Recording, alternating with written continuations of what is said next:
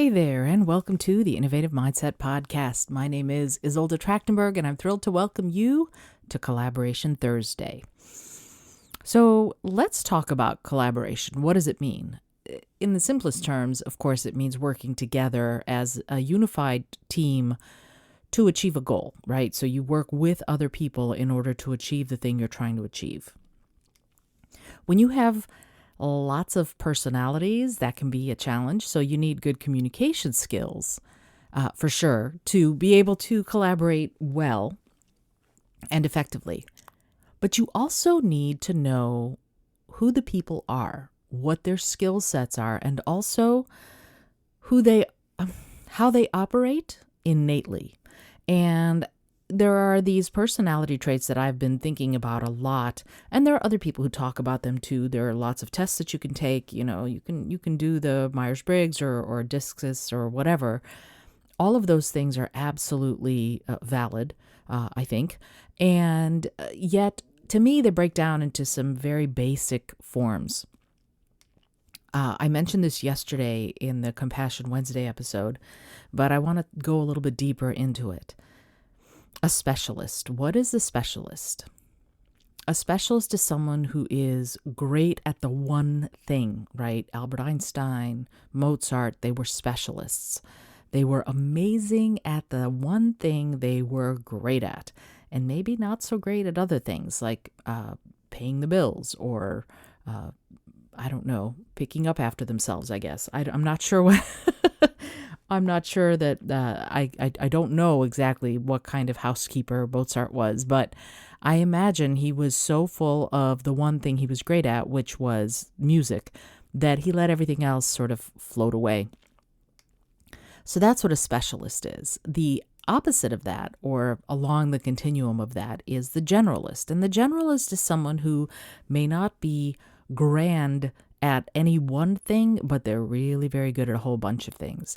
And that person is able to see, assess, evaluate lots of different ideas, notions, factors, components of things, and then see a way to make them work together. So you can have the specialist who's great at the one thing, but maybe not great at other things, and the generalist who isn't great at the one thing, but is really good at lots of other things, or lots of things, I should say. Then you have the visionary versus the implementer. This is sort of the grid that I've developed. And the visionary is the person who can see the whole lay of the land, right? They have the idea, they can see all of the different parts, but they may not be the person who can implement it to make it actually go, right? So they can envision the engine, but they may not be the person who builds the engine. That job falls to the implementer. The implementer is the person who's got the skills to actually make it happen, right? And if they don't have the skills to make it happen, then they know how to form a team of people who will have the skills to make it happen, right? I know it sounds kind of confusing, but we need all of these kinds of people on projects in order to make them go. You need the visionary. You need your Elon Musk, right? He's the visionary. He's the one who's going to be out there with the huge ideas. The Steve Jobs is another one.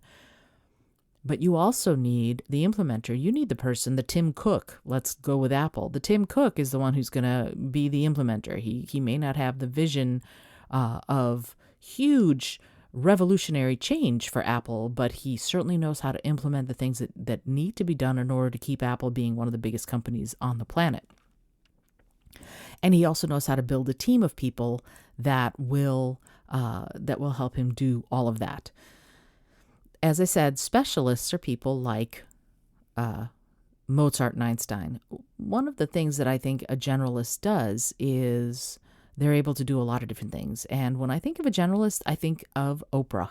Oprah is one of those people who, she's got a lot going on, right? She can write the story, she can act, she can produce, she can direct, she can do just about anything. She's a journalist. She has many, many, many different skills. And I'm not saying she's not great at them, but she's not known for the one thing that she knows how to do. She's got a palette that she can draw on.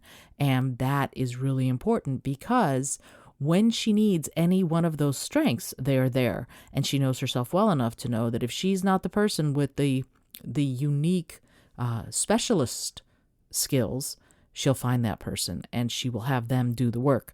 That's one of the gifts of the generalist, is that you know when you're not great at something. And it may be frustrating, but if you collaborate with those who are specialists, if you find them and you can communicate to them what you need from them, then the specialist will be able to do the thing they're great at, so that the generalist doesn't have to be the person who actually does it.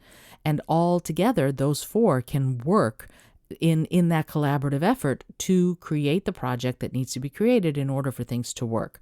I'm going to delve much more into this in the coming weeks and months, because I think it's really important for us to think about who we are. And I'm in the middle of developing an assessment so that you can figure out, am I a specialist or am I a generalist? Am I a visionary or am I an implementer? And once you know that, it'll be a lot easier to know what role you will best play in any kind of collaborative or project situation. But you need to know what that is. And I'm going to have that available hopefully within the next few weeks, maybe by the beginning of November, so that you'll be able to take an assessment and figure it out for yourself.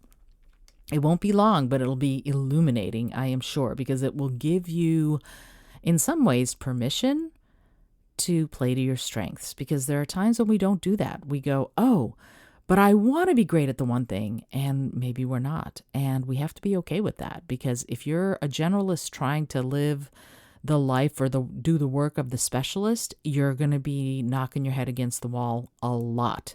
And in many ways, vice versa. So at some point, it becomes better, more optimal, and will give you a better outcome if you know who you are, know your skills, know your strengths, and then find the people who will complement what you know how to do in a way that will be substantive and will help you get the job done without you needing to get a bruise on your forehead from, as I said, knocking your head against the wall. I hope you enjoyed today's episode. This is Isolde Trachtenberg. I'm reminding you, if you are enjoying this podcast, this new shorter formed Tuesday through Friday show, please, please, please rate and review it. Tell a friend. These are short and sweet episodes. They're pretty much never going to be longer than about 10 or 12 minutes. I just want the Tuesday through Friday to be something that is actionable in the 4 C's, that creativity and compassion and curiosity and collaboration, and of course, Fridays are Mindful Fridays. So we're doing everything. And then the long form, of course, the long form Monday morning shows that are the interview shows are going to be continuing. They're not going anywhere. Having said interview shows, I do have one more long form me episode this coming Monday. So I hope that you will stay tuned for that. It's all about how slowing down can make you faster. Until next time, till tomorrow, this is Isolde Trachtenberg reminding you to listen, learn, laugh, and love a whole lot.